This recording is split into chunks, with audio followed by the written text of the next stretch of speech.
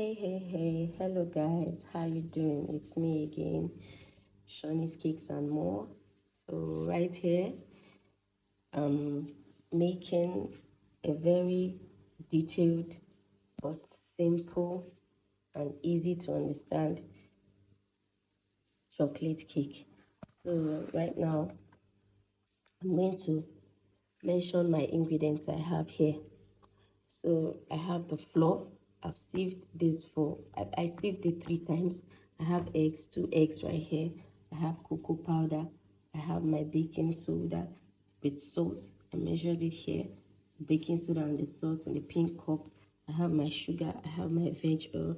I have my flavor. Usually I like to mix my flavor. I like to mix them sometimes in some cakes because it gives it a very unique taste. So right here I mixed a little bit of dark vanilla into butterscotch. Then here I have my milk. I added white vinegar to this so that it could give us the buttermilk consistency because this recipe calls for buttermilk. Then right here I have my hot water. I added a little coffee in it, just very little. You don't need to put so much so that it doesn't give it a very like a bitter taste. And also because the once the cake is done baking, the coffee inside it gives it a very nice, sweet, yummy aroma. So we are going to start the process, and I have my bowl right here with my whisk. So let's get down to it.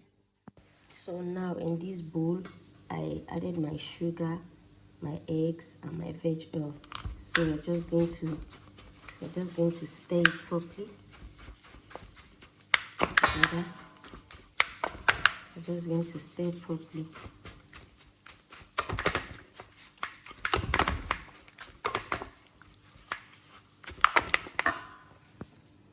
So after mixing it all together, this is what it looks like. So what I'm going to do next is I'm going to add my cocoa powder into this.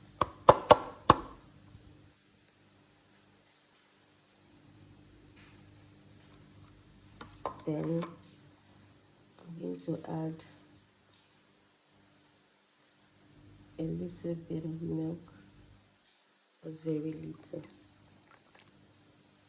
very little, and a little bit of warm water, just to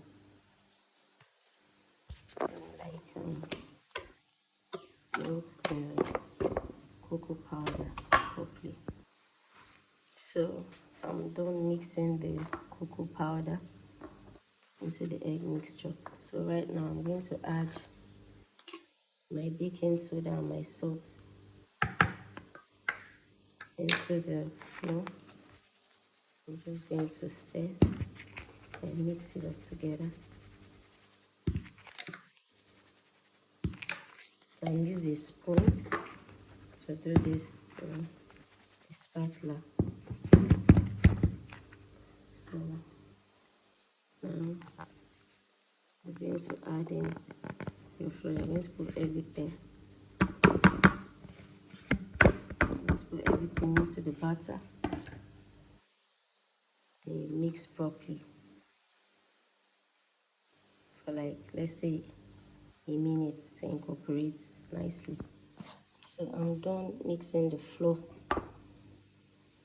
into the mixture. So we are going to just do the concluding part of this by adding the remaining warm water and the warm coffee, then the rest of the milk.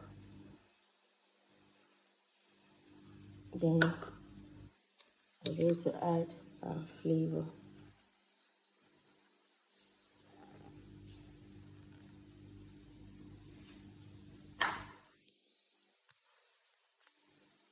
So you just be patient with this so that every single drop of the flavor goes into the batter. So we're going to mix this all together nicely, maybe for like a minute. So I'm done mixing my butter all together. So right here I've prepped my pan, and right here I have my sieve. So I'm going to sieve my chocolate cake batter. So I'll do that gently.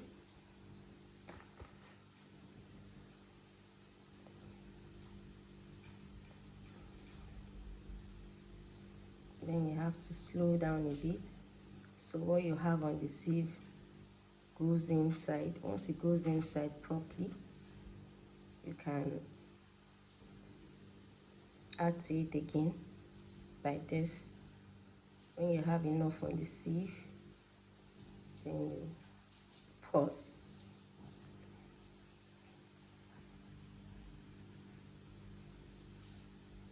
I do this because it gives my chocolate cake a very lovely texture, and I'm very sure that there are no settlements or residues, you know, for the maybe some part of the batter that didn't mix properly. You know, it won't go into the mixture.